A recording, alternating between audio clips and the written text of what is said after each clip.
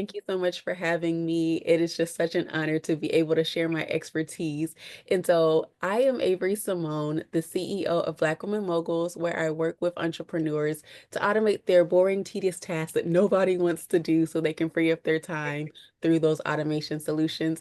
And also, I am an owner of a 360 photo booth company here in Atlanta.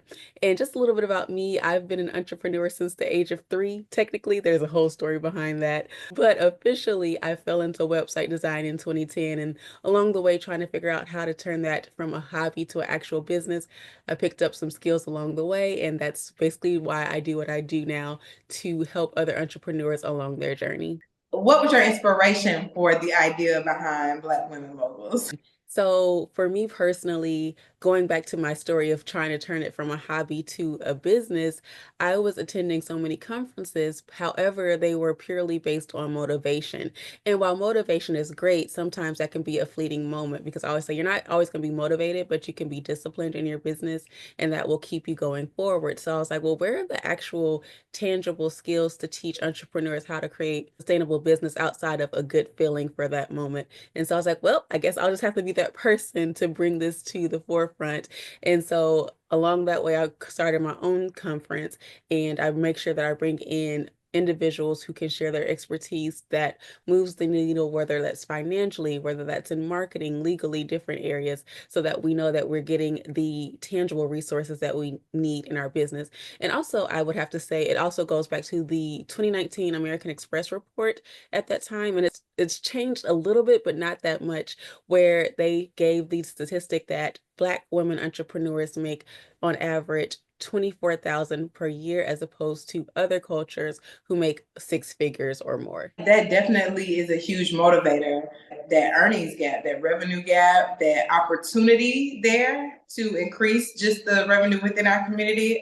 I think that's an amazing reason to be inspired to create change. And I can say that your observation, entrepreneurial conferences, resonates very well with me as a woman entrepreneur because I've been to many conferences to network and to just to learn something. And I can say that I have been to many where I felt like I didn't get the value of what I had invested and what I kind of went seeking because I'm not someone who tends to seek motivation externally. When I had been at those conferences, I was like, okay, who's going to teach me how to actually run and run my business and scale it, you know? So I'm actually very interested in your conference and more and would love to learn more about it. How many women entrepreneurs have you served so far in your journey? And so I would have to say over, usually give the statistic 500, but we're talking about women specifically, it has to have been at least over 300 because I've done speaking all over the country. I've done webinars, I've put on my summit, and of course, people flock to my, well, actually, I guess I could say my community. 4,000 is my community. So I give free Yeah. tips there. So if we're talking about outside of like social media, I would say about on average 300 to 400 people. Yeah, I would definitely count the thousands because regardless of who's seen you speak in person, I think if you have a community of thousands of people who glean from the wisdom that you share and your experience and they navigate their business strategy based on that, then you've impacted thousands. 4,000 people, you're constantly impacting them too, especially if they're a part of your community. What were some of the hurdles that you had to get over when you were in the process of connecting with and amassing a community of 4,000? So I will first say mindset because mindset plays a key role in everything. And so it goes back to that motivational piece, but in a different way. Of course, it starts with that, but like I said, you won't always be motivated.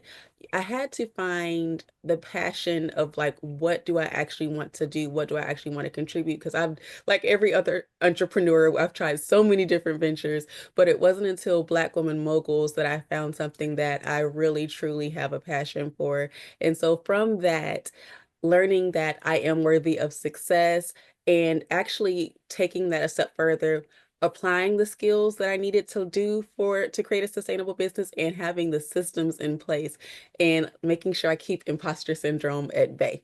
Amen to that. I'm from the South, so you know we say amen to everything. Yes, the imposter syndrome is real. I found myself kind of experiencing some anxiety when first actually pursuing this idea to create a platform where I highlighted the journeys, the success stories, just the wisdom of women in business and women in executive leadership. I think that's super relatable, and I think those emotions come full circle at every phase, no Mhm. matter how long we've been in entrepreneurship, because the goal just gets bigger, you know? Yes. Yes, getting out of that kind of fear mindset and realizing if you're called to do it, what are some things that sustain you? Like, what are some practices that you've put in place in your personal and business life that sustain you and keep you at that high level of productivity? So I'm going to say the overall point, but then I'll give like some actual things that I do now and things that I've learned along the way. So number one philosophy is to do it scared. And so that is how I keep imposter syndrome at bay. And one of the best stories that illustrates this the most is at age 30, I was going after this opportunity with AARP to be a business coach. And I was like, what are they going to do with this little 30-year-old trying to teach seasoned individuals how to be an entrepreneur? But had I let that stop me, I would not be able to say that I've worked with AARP and other organizations. So my number one philosophy is to do it scared. Number two is to have the systems in place. I like to say I transform brands into a 24/7 sales machine. And so the way I do that is by having a lead generation, some sort of opt-in where they can go to my site at any time, even while I'm sleeping, go get a resource, go try my course, and my systems are working in the background for me and nurturing them through emails and different things like that. So without my systems, I'd be up a creek without a paddle because it's so great just to say somebody else joined my list, but I didn't have to remember to send a resource to them. And then one of my favorite things is my CRM system that also works for me behind the scenes. And so every time someone makes a payment, it says cha-ching. And so it's like music to my ears. And it just, again, helps me to create a sense of ease, not having to remember, I need to do this administrative task right now. It's being done for me. How big of a role does AI play in your automation of your systems? So me and ChatGPT, we date really bad because I know like sometimes I'm like, let me not rely on it so much because I want to make sure I'm using my expertise, but it is very good to help you with even the basic things. Sometimes I've used it to help me create a morning routine. I've helped it to create like to refine some of the messaging when I'm creating an email. And I'm a copywriter by trade, but sometimes it just might take that extra little spark that ChatGPT can help you with. And even it was like maybe last month, I was talking to a friend and I was like, well, I want to make sure that I'm being sensitive to what they are, going through. So chat, how does this sound where I'm not coming across as like harsh, not saying that it was, but to make sure that I'm being sensitive in that respect. So there's so many uses for AI and it's really limitless. Yeah, yeah, it is. I'm definitely inspired. That's really great advice for the audience. What are some projects that you are going to bring into your reality for your community in 25? That is a doozy. And the only reason I say that is because I'm in the middle of it right now. So I'm Okay. actually planning for my 5 city tour coming up starting in May. And it's the first time I've ventured outside of Atlanta, outside of like maybe being booked for a speaking engagement, but for me to host it in different cities. And the reason for that was to connect with my community. So I chose the cities that I'm going to based off of my following on social media, who, the areas that follow me the most. And so I was like, this is a great way to connect with my community and also teach them some tangible skills along the way. Absolutely. What are some of the themes of the message that your audience can expect from you during this city tour? So it is actually based off of my book that I published last year, Autopilot Your Success. So I'm teaching them how to again build their brand on as a 24/7 sales machine. So I'll be going through the basics of systems, how to do lead generation and other things that can help them catapult their business to that next level. That's wonderful. What are some nuggets of wisdom that you would share to your younger self that our audience can glean from? Okay, so I'll say the first thing that comes to mind. Be careful who you let into your circle. Not everybody is meant to go to the top with you. I'm the type of person who overgives, and because I just love it. I love to be able to help. I love to be able to connect people to, whatever that they need. But I have realized that sometimes people aren't ready to accept what you can offer. No, and I'm not saying this as a bragging way. I know I can be an asset to any person. I can also be an asset to my spouse. And when I even tried to bring someone who I used to date, into my world, it didn't work out because it was just, I guess you can go back to that thing of being equally yoked. They weren't Yes. ready for that. And for me, I can't dim my light to make someone else, feel comfortable. Otherwise, Yeah. brought down with them. So I would say everybody's not meant to go to the top with you, and be careful who you let in your circle. That's beautiful advice. It's applicable in every area of life, especially in business. And I found myself this week, very much this week, kind of trimming the fat and cutting the grass and connections in my circles based on the way I'm spending my time, what aligns with my goals. So that is just a reminder. And I hope that our listeners really do take that advice because that is some wise advice. What have been some of your favorite highlights throughout your business success journey? Goodness, favorite highlights. And see, the reason why I hesitate on that is because, Yeah. again, it goes back to my overachiever thing. And I've realized that my normal isn't everybody else's normal. So I'll kind of go back to the beginning of when I Okay. had the first photo shoot for Black Women Moguls. When I was first getting started, didn't have any photos, and I didn't want it to be stock photos. And so I did a call for people to come be in my photo shoot so I could have some images on the website. And we just had a great day of fun and collaboration and networking. So that's one of them. Then I would have to say the best is yet to come because I'm excited to see what this five city tour is looking like. I'm nervous, I'm excited, and I just can't wait to see it come to fruition. Absolutely. I love to affirm success, positivity, expansion. The best is yet to come for you. And I absolutely believe that. I can feel it from your energy. I can feel it from your confidence. And I think it's nothing wrong with knowing that you are cut from a different cloth. And sometimes we're made out of totally different fabric, you know? And so, and there's just something about when you're just called to be in leadership, it doesn't always leave you a lot of room to be relatable. And it's just not in the aspect of from your standpoint, but you can help with people and relate to them and meet them where their needs are, you know?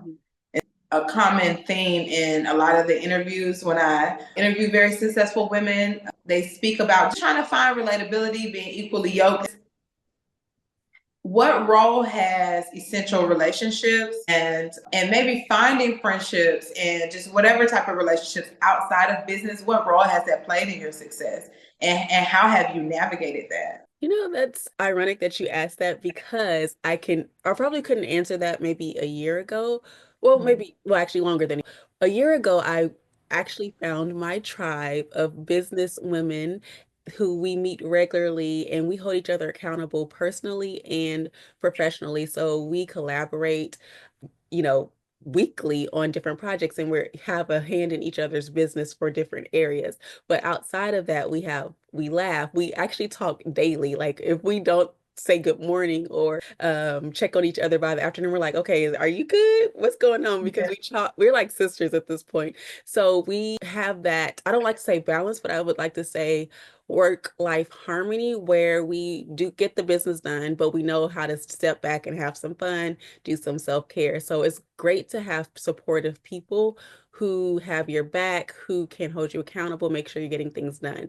And then outside of that friend group, I would have to say my mother.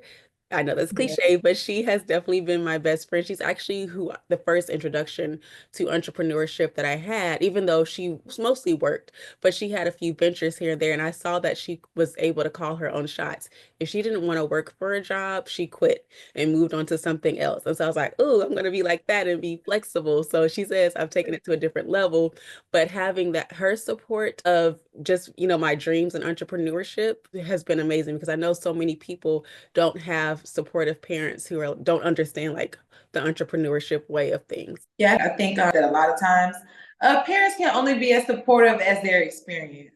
Mhm. And it's not necessarily a personal thing. So I think it's amazing that you had a brilliant entrepreneurial woman in your corner, your mother, and she got to be your first inspiration.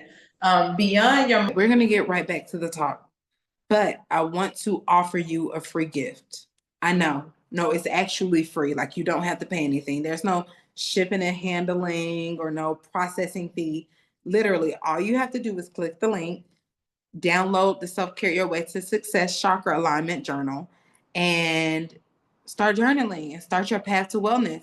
It's going to help you get aligned in mind, body, and spirit, help you organize your entrepreneurial goals, and help you get back centered and fill your cup so you can pour back into the communities that you serve. So click the link, download your free copy of Self Care to Success Chakra Alignment Journal, and then give me some feedback. Let me know what you want to see in this journal because this is the cool part about the virtual journal. As I add more to it, you get the updates. So, no, you'll never have to buy another journal. You'll never have to download another version of it. You're going to get all of the updates as the new editions come out. And this is like my gift back to humanity. This is my gift back to the almost 600 women who have joined in solidarity to support the success of this podcast. And I want to see you all prioritizing your self-care. So click the link, get your self-care journal, and let's get back to this talk with this wonderful, wonderful woman in business. Your mother, and she got to be your first inspiration. Beyond your mom as your first entrepreneurial inspiration and just like someone that you looked up to, who are some other key players in guiding you through that process and just being a beacon of light on your journey? So I would have to say, even though I did not, of course, meet her personally, I would have to say Mary McLeod Bethune Okay. because I was a part of NCNW at Clark Atlanta University and I actually brought the chapter back for the campus. And so just seeing her story, navigating when it was a time of uncertainty for a lot of African Americans, and I can say the same thing here, but we won't get into that. But Yeah. she was able to navigate it with more turbulent times and more limitations for African Americans at that time. So seeing her journey of how she was able to succeed, it really inspires us all. I love that you trailblazed bringing that chapter back to Clark Atlanta University. I think it's very necessary that we keep things like that within our communities, reminders of the past, so that we can know how to navigate the present and the future because history repeats itself as we see. And we won't get too much into that. We'll keep the momentum and keep Keep everything. it light.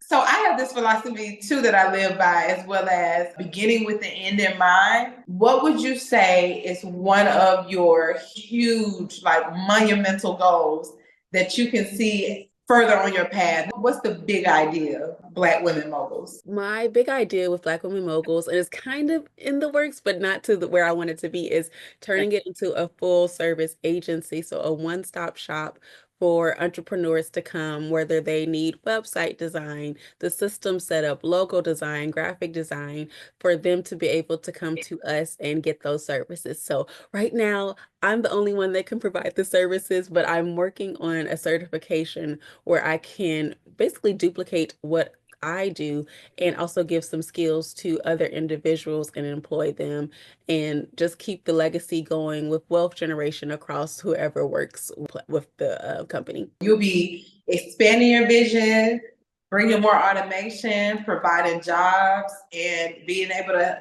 essentially help more clients and more people within your community at one time. I Mhm. think that's a beautiful end game. It's a huge major goal. And I'm pretty sure as the time passes, you will have an even greater and clearer vision for your direction. I can just tell. I can see that. So, do you have any speaking engagements coming up outside of your five city tour? Any other speaking engagements or companies that you'll be collaborating with this year?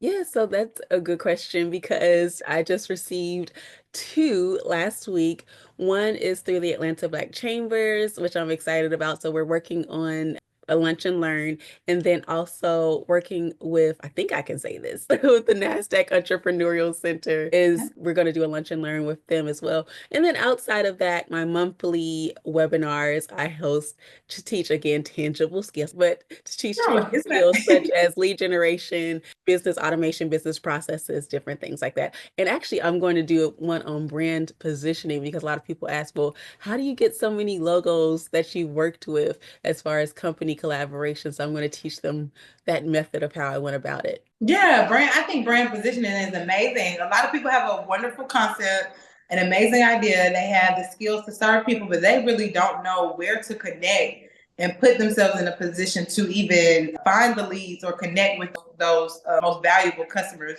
who will benefit from what it is that they have to offer.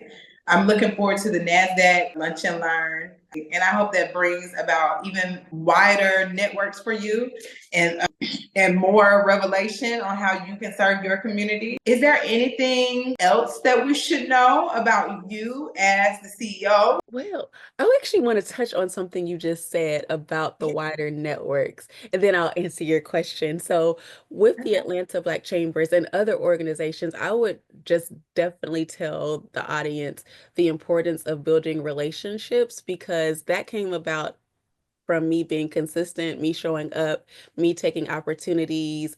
And my philosophy was, I'm going to show up until you know me. And I was surprised when our president reached out to me for some things and some other people. I was like, wait, they do know me. So I would just say it is important to show up in your organizations, to be active, to be present, even if it's not speaking, maybe it's just volunteering or being in the community groups that they have. So I just wanted to point that out there. And anything else you should know about me as a CEO? I just want to say that honestly, I just am excited about what's next. Again, if anyone knew how like I was raised, I should have technically been a statistic. If I can do it and find success as a full-time entrepreneur, anybody can do it. I can definitely say networking and building relationships is the only reason that I'm still here.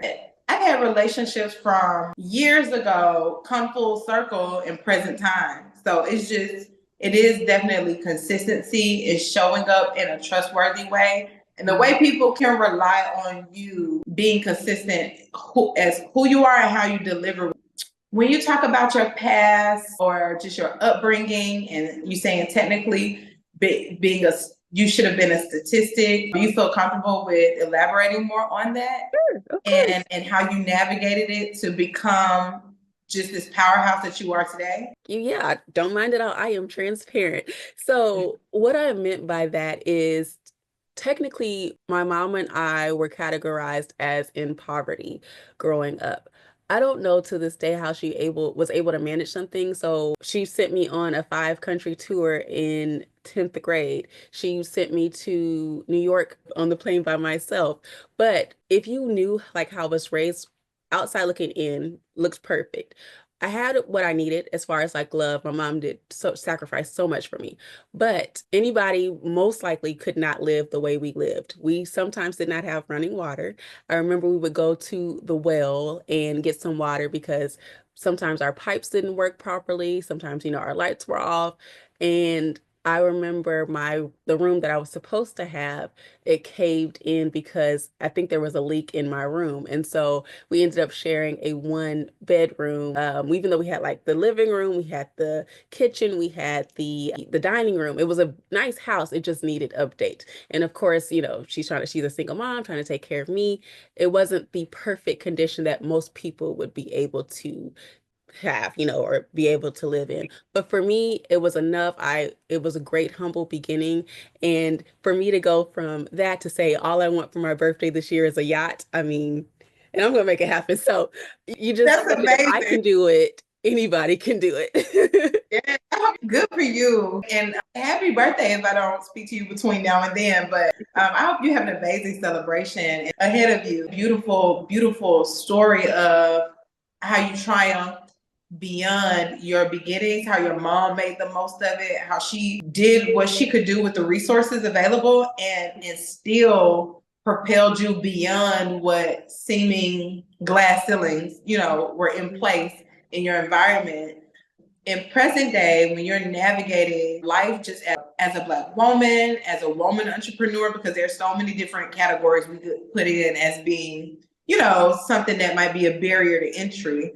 How do you navigate the ups and downs of life, of business, and keep just a level head? What are some things that you do to keep a level mindset, to keep a level head, and just show up even in times like that when unexpected things happen, or like a room caving in or someone not showing up? Because there's always those things that happen outside of our control. How do you navigate that presently? Yeah, that's a really good question. And I'm trying to be more mindful of how I approach that. Even last week, I was like, I need to remember how I started, where I came from, because of course now I'm spoiled. Of course we have lights, of course we have water and everything, but I need to remember those beginnings to see exactly how far I've come. And when times, do happen, I'm like, there are so many people who have it way worse than I do. So let me appreciate where I am and appreciate where I'm going. Number two, I would say looking at my mom make it happen has instilled in me to make it happen. Now, there is a time and a place where you need to pull back, but 9 times out of 10, I can make things work. And it's the thing of figuring out how it's going to work. Maybe it's not in the way you think it's going to happen, but maybe it happens in a different way. And another thing that I keep telling myself is delayed does not mean denied. And an example of that is when I was going after an opportunity to speak with Dell's Lunch and Learn, Dell, the computer. And it took maybe about 2.5 years for them to get back to me, only because their program kind of went away for a little bit. But out of the blue last year, they were like, "Hey, we saw your application. Would love for you to speak on on our platform." And I think it was October. I actually fulfilled that commitment, fulfilled the dream of being able to say I spoke on Dale's platform. So things like that and making it happen, and also having a strategy is how I navigate turbulent times. And when things do go wrong, I used to be the person that had to have everything like this way or the highway. I have learned the principle of adapting and just figuring out like, okay, well, what can I do in this moment to at least get to the next step? Sometimes it's just baby steps to get to that next level. I love your open-mindedness. I love the tenacity. I love the gratitude that you lean towards, even in difficult times. I think that is a key factor in keeping mental stability, is counting your blessings in a sense of not like taking inventory of them, but being like, I'm still in a good position. Something can be done and I can pivot from this. Uh, Yeah, that's wonderful. That's very wonderful. So outside of being the CEO, the mogul, the strategist, the expert, when it's just you and you're not having to service your clients or show up for your community or guide people on how to automate their businesses, how do you like let your hair down and relax and self-care during your off time? okay, so you'll know why I'm laughing in a moment. People who know me know I'm always in a dress, always like ladylike and everything. I actually earned the nickname First Lady of Atlanta. But every Monday and Friday, I am on the couch looking at WWE wrestling, cheering them on and say, boo, yeah, and all this other stuff. So it's so opposite of like my demeanor on a daily basis.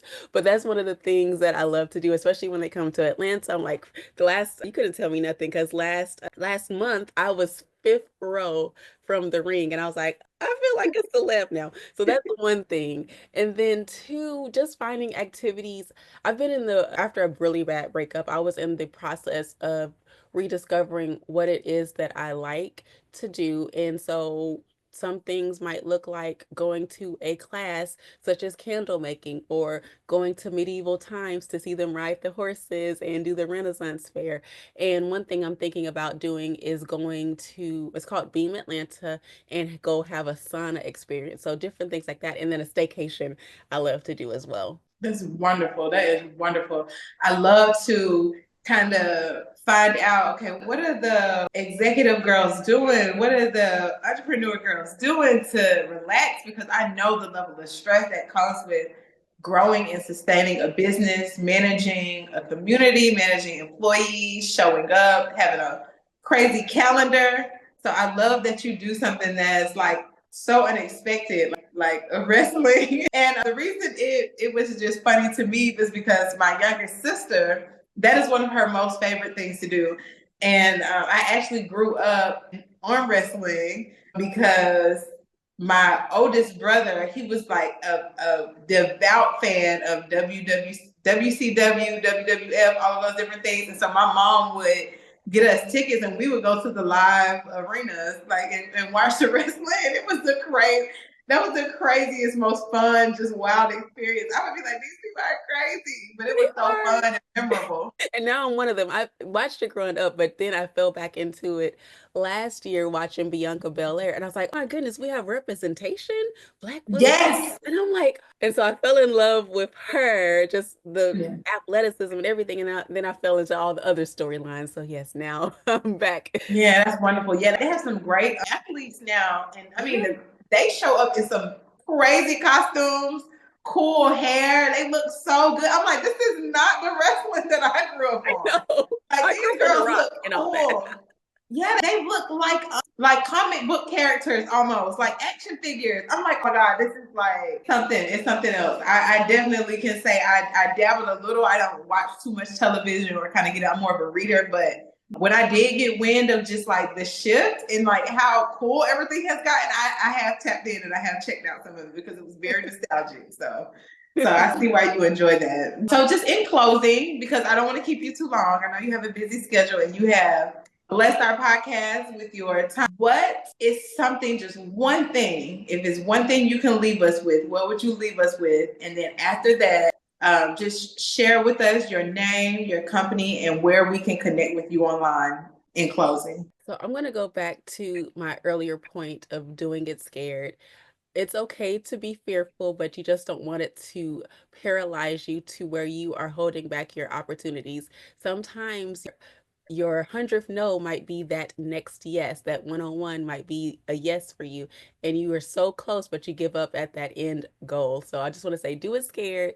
And even if it's still those no's, just figure out a different way to get to whatever that path looks like for you of success. So again, my name is Averri Simone, CEO of Black Women Moguls. You can find me on all, well, I will say Facebook and Instagram, not all platforms, and LinkedIn at Black Women Moguls. And then you can visit the website, blackwomenmoguls.com. Awesome. Thank you so much, Averri Simone, for your time.